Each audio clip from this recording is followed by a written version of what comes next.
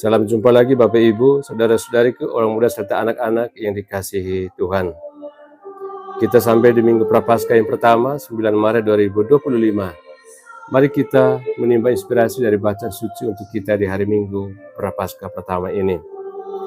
Dalam nama Bapa dan Putra dan Roh Kudus. Amin. Tuhan bersamamu. Inilah Injil suci menurut Lukas. Dimuliakanlah Tuhan. Yesus yang penuh dengan Roh Kudus kembali dari sungai Yordan, lalu dibawa oleh Roh Kudus ke padang gurun. Di situ ia tinggal selama 40 hari dan dicobai oleh iblis. Selama itu ia tidak makan apa-apa, dan setelah waktu itu ia lapar. Lalu berkatalah iblis kepadanya, "Jika engkau anak Allah, perintahkanlah batu ini menjadi roti." Jawab Yesus kepadanya, "Ada tertulis, manusia hidup bukan dari roti saja." Kemudian iblis membawa Yesus ke suatu tempat yang tinggi, dan dalam sekejap mata memperlihatkan kepadanya semua kerajaan dunia.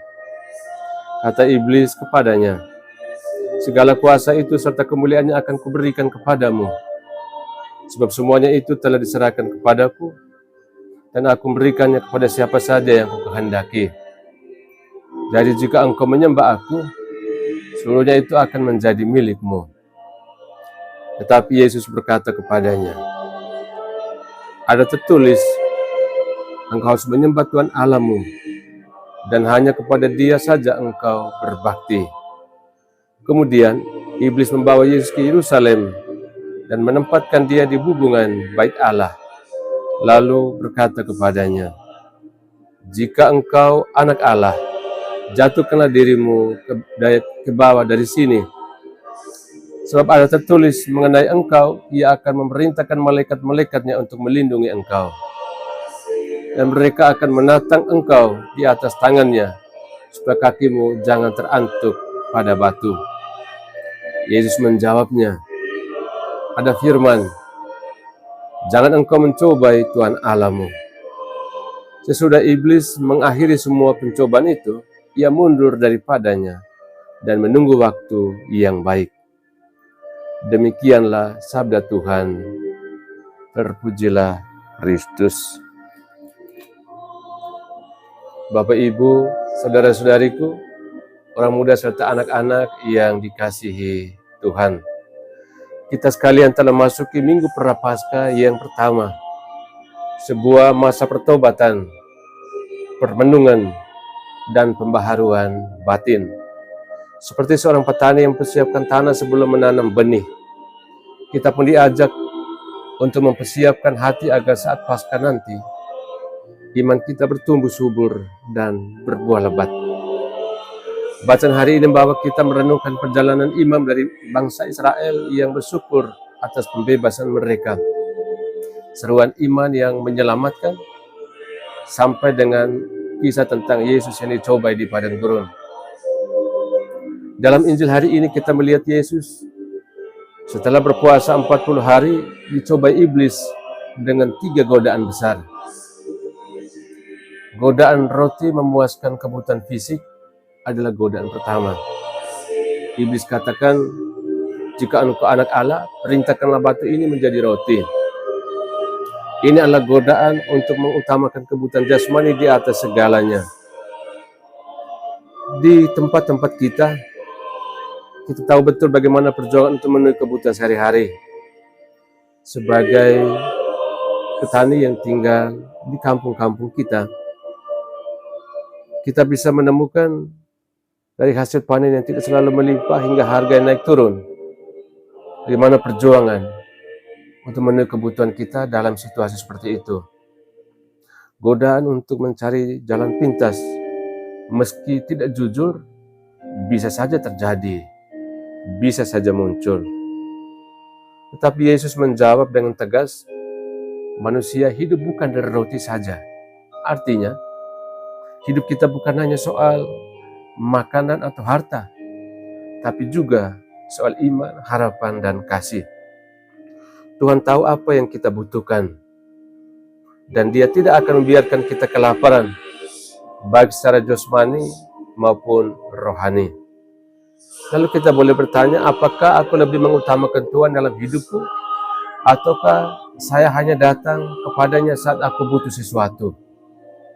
Godaan yang kedua adalah godaan kekuasaan dan kemuliaan. Iblis menawarkan kuasa dan kemuliaan dunia dengan katakan sama Tuhan Yesus, segala kuasa serta kemuliaan yang akan kuberikan kepadamu. Ini adalah godaan untuk menjadi besar, berkuasa, dan dihormati. Dalam kehidupan kita di kampung, di desa, kita mungkin tidak bermimpi menjadi raja, tetapi terkadang ada keinginan untuk merasa lebih unggul dari orang lain. Ingin dipuji karena jabatan di gereja atau di desa, di kampung, ingin memiliki kekayaan yang berlimpah, atau ingin mendapatkan pengaruh sosial yang hebat. Namun Yesus memberikan sebuah jawaban buat kita. Engkau harus menyembah Tuhan Allahmu, dan hanya kepada Dia sajalah engkau berbakti. Kekuasaan sejati menyembah Tuhan.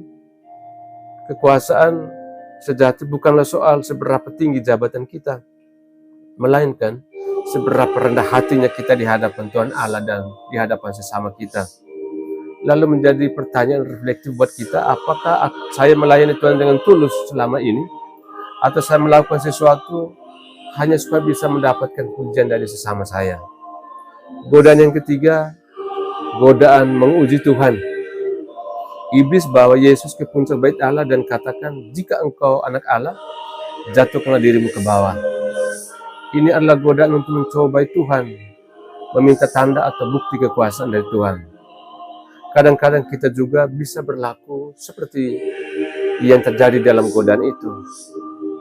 Kita mungkin bertanya, kalau Tuhan sayang saya, kenapa panenan saya gagal? Kalau Tuhan peduli dengan saya, kenapa saya masih juga sakit-sakit sampai hari ini? Tapi Yesus kemudian menjawab kita, jangan engkau mencobai Tuhan Allahmu. Iman sejati tidak menuntut tanda-tanda ajaib. Iman sejati harus nampak melalui sikap percaya bahwa meskipun jawaban Tuhan tidak langsung terlihat, Dia tetap bekerja dalam hidup kita. Lalu pertanyaan refleksi untuk kita, apakah saya tetap percaya pada Tuhan meski belum melihat hasil dari doa-doa saya? Saudara-saudariku yang dikasihi Tuhan, bacaan kedua dari Roma bab 10 ayat 8 sampai 13 memberikan pengharapan besar. Dikatakan, barang siapa yang berseru kepada nama Tuhan akan diselamatkan. Tuhan tidak memandang kaya atau miskin, tua atau muda. Setiap orang, entah dia petani, nelayan, pekerja sederhana, PNS, atau apapun, tetap berharga di mata Tuhan. Keselamatan tidak tergantung pada status sosial kita, tetapi pada iman yang kita hidupi dan pada kesetiaan kita pada Tuhan. Lalu kita juga bertanya, apakah saya mengandalkan Tuhan dalam segala hal atau hanya saat saya dalam kesulitan?